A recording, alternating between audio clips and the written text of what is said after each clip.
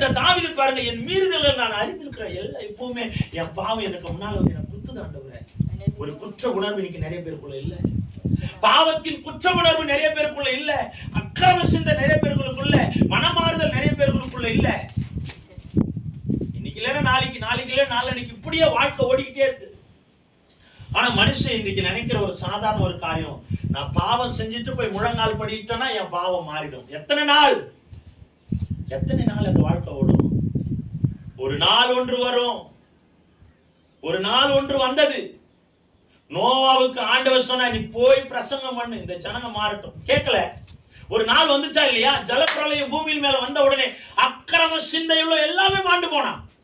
யார் ஆண்டவரை பிடிச்சிட்டு மனம் மாறணும், அவன் பேழைக்குள்ள பிரவேசித்தான். இன்னைக்கு நமக்குள்ள ஒரு நாள் வரப்போகிறது. நியாய தீர்ப்பு நாள் எல்லாருக்கும் ஒரே விதமாக சம்பவிக்க போகிறது. யாரும் தப்பித்து ஓடி ஒளி